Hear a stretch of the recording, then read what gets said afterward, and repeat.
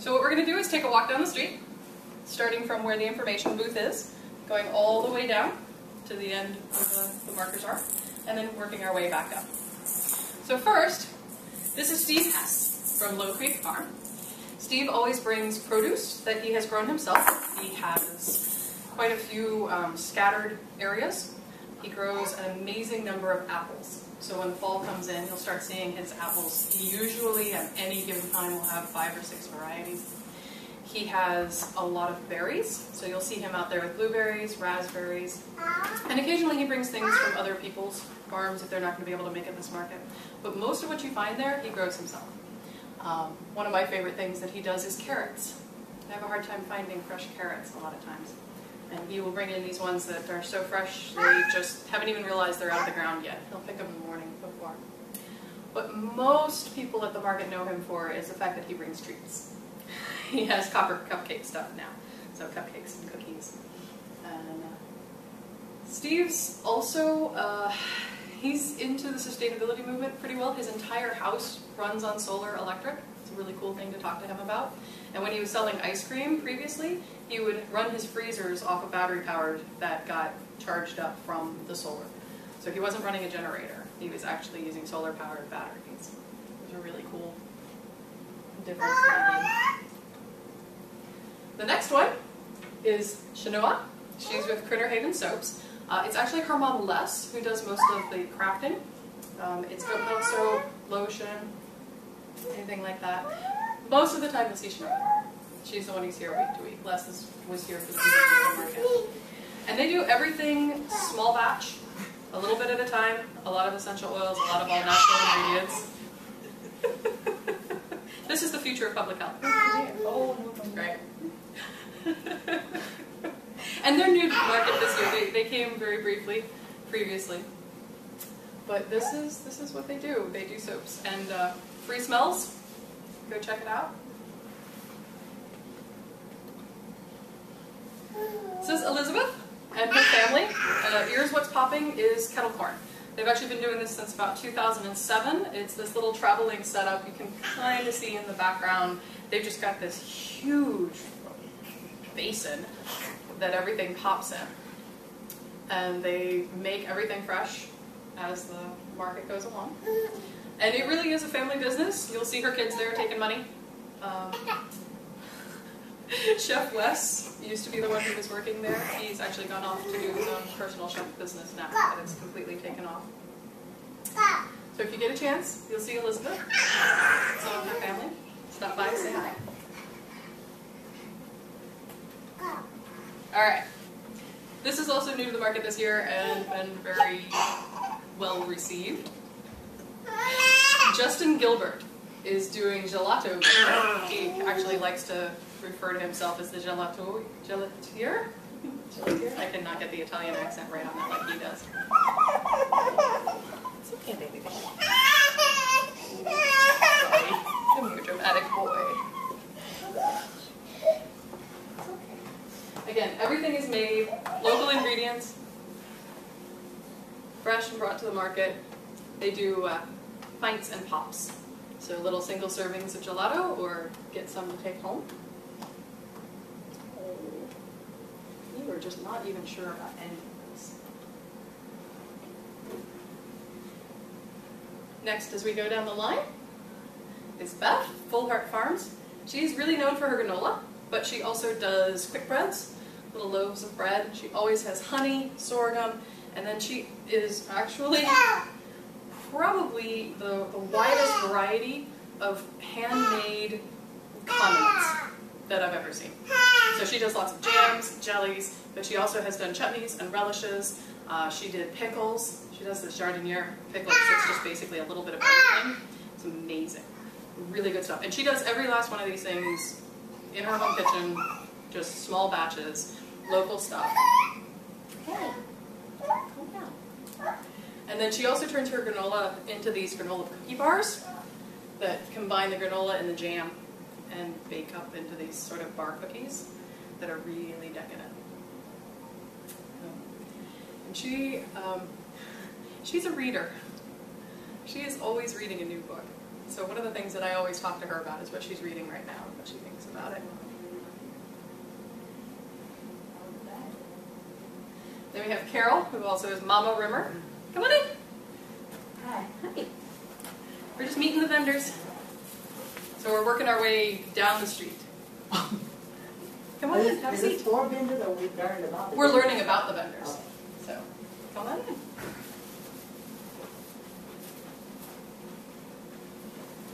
So we're about 3/4 of the way down that side of the street. So Rimmer Family Favorites, she is doing, she actually works in a commercial kitchen and is canning. A lot of her stuff gets sold wholesale.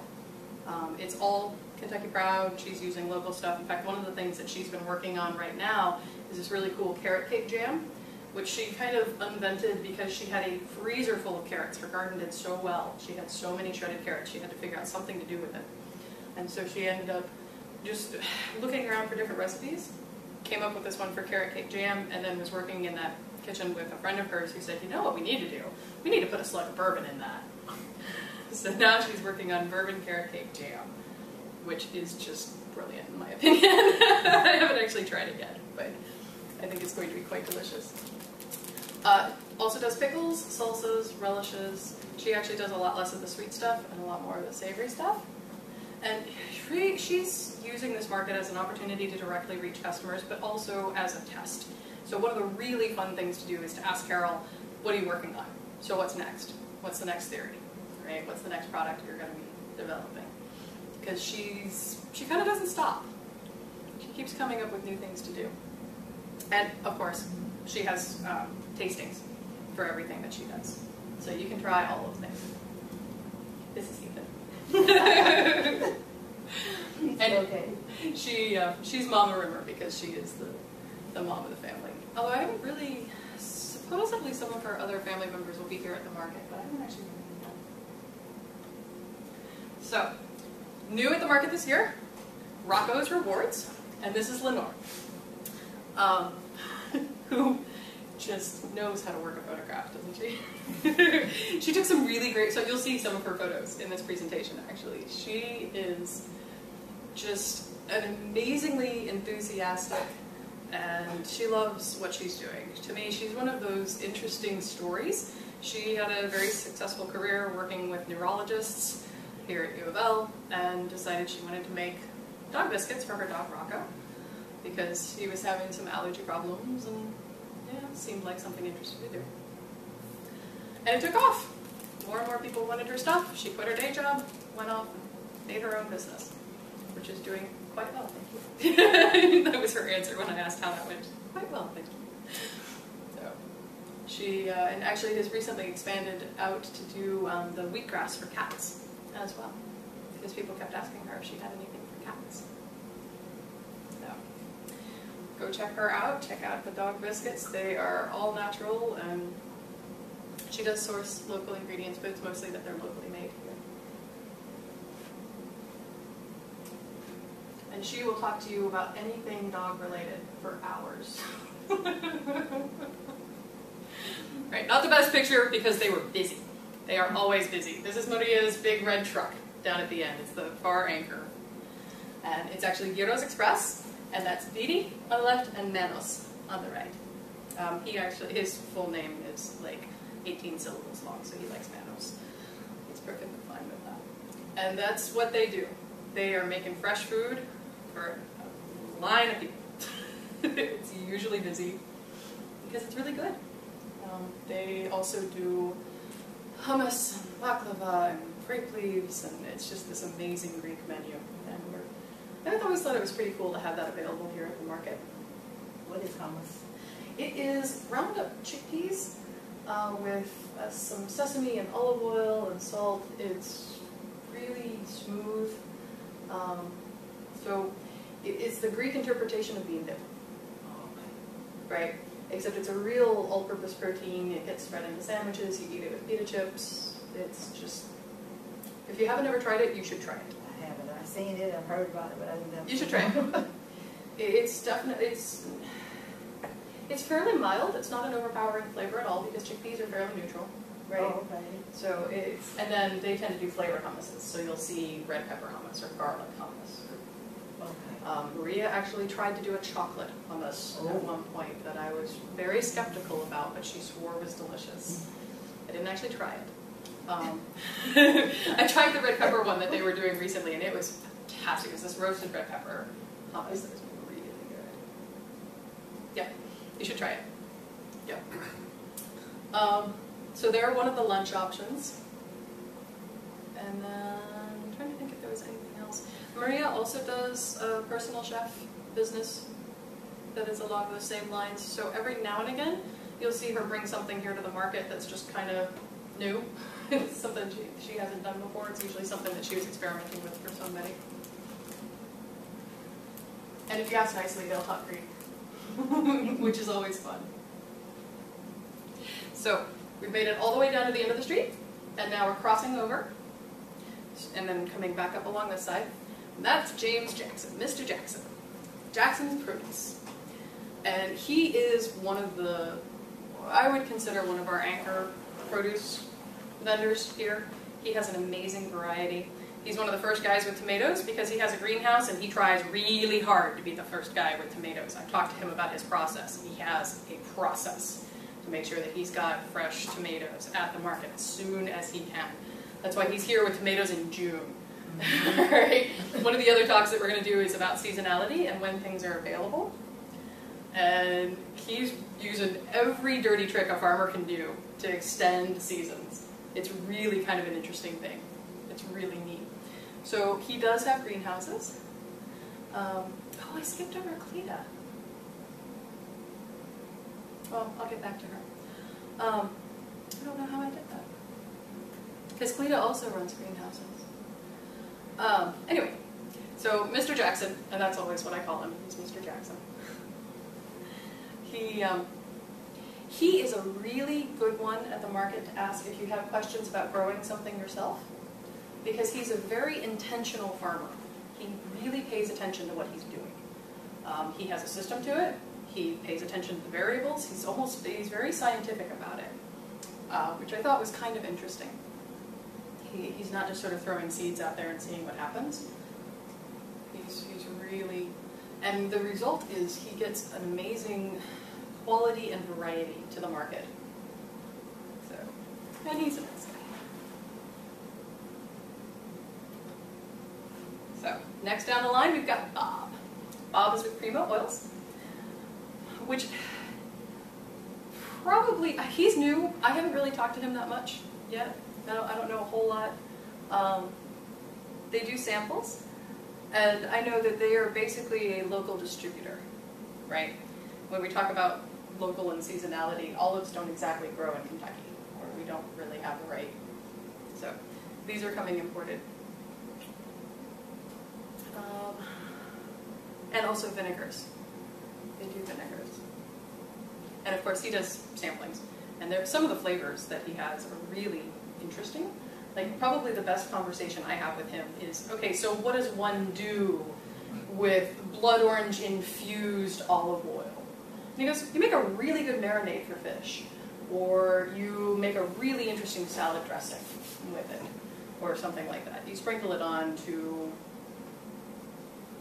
toast and make croutons, you know, so it's that kind of thing. And then Diane, she actually has dark hair. I couldn't get her to hold still for a photo, so I got a picture of her. She is doing, her business is Flower Power, and she's doing fresh bread. She makes everything herself, one person, and it's not just that she makes this, she starts with wheat berries and grinds it into flour, makes everything from scratch. Okay, as scratch as scratch can get without growing the wheat yourself. Okay, and it's all whole grain. She uses a lot of organic ingredients, and everything is just stupendously fresh. Her bread is amazing. It also doesn't have very much in the way of preservatives or anything, which means you pretty much need to eat whatever it is you get within 3-4 days.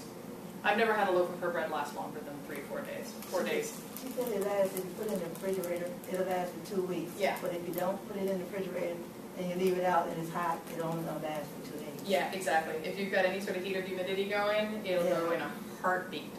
Most people's, central AC kind of house, yeah. Now, luckily, my husband eats like 5 slices of bread a day, more or less, so it goes fast. But it's just, to me, it's really interesting to see. Everything on her table starts with the same flour. And then she turns it into this stupendous variety of things. So she has the sweetbreads and the cookies and the pretzel bread and the baguettes and then the regular loaf breads, things like that. And it's just all what she does from there. Bread is one of those things that we've kind of taken for granted. It's just such a simple, staple thing. But this is one of the examples that I like.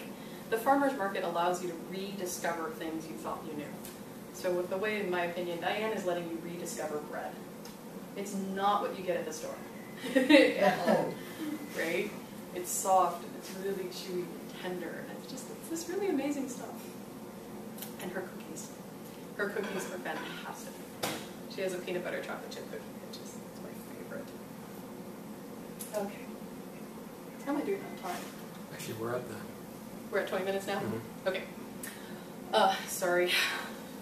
So Pingsha and Shenfu, their place is Home Garden. They are also the coordinators of the Laminga Cooperative. And they are bringing oriental vegetables, things that are really hard to find anyplace else. It's one of the things that I really love about farmers markets, is being able to find stuff that you're never going to find anywhere.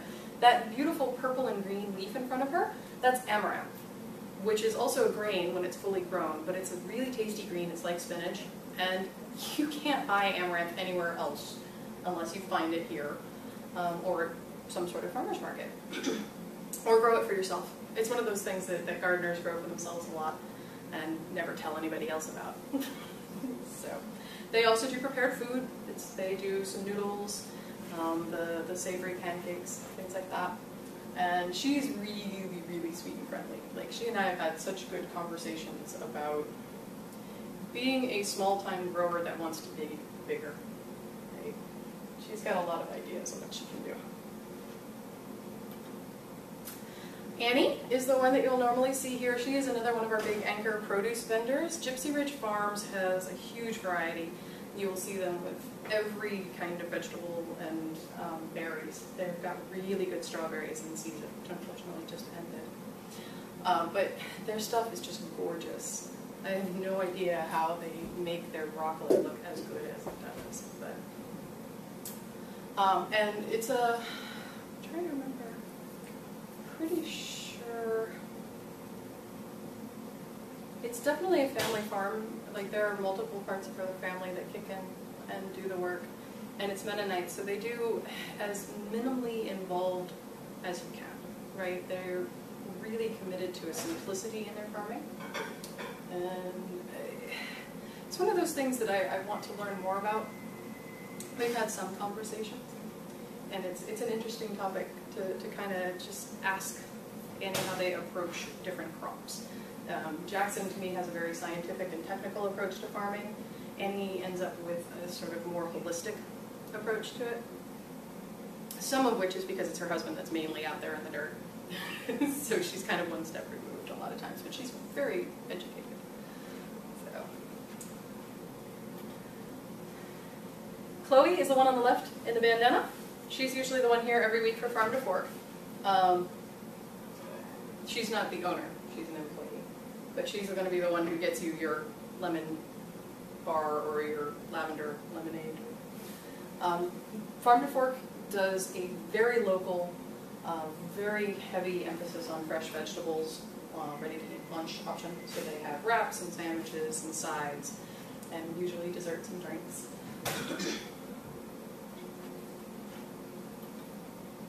And then we're all the way back at the end here. This is Russ and Donna Gritton, Granny's Delights. She processes probably the widest variety of things that I have ever seen anybody bring to a market. I am just stunned by the amount of things she gets into a ball jar. They also have vegetables. She does, I would say they have a fairly wide variety. What they tend to also have is larger amounts of what it is that they bring. So if you're looking for somebody to go and get a huge amount of string beans, green beans, because you want to put some up, I would start by talking to them.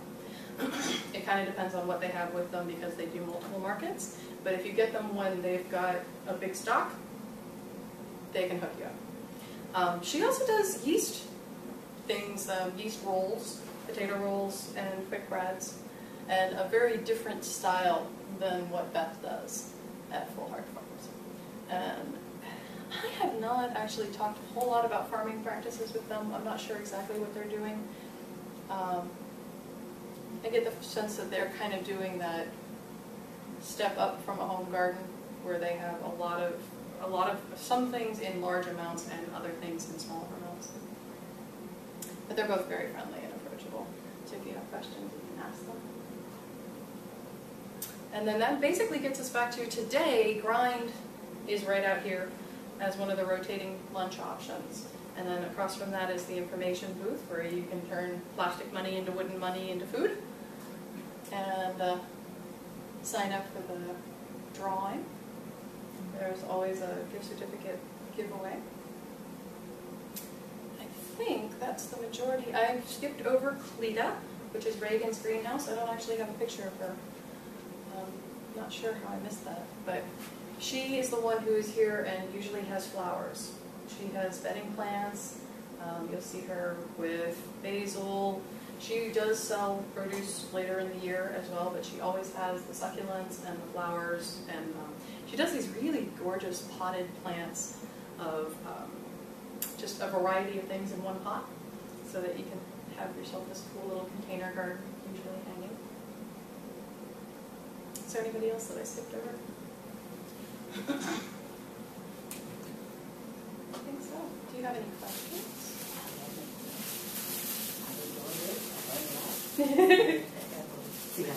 All right. Yep. And if you wanted to go out and walk around and have me introduce you to in person, I'm perfectly happy to do so.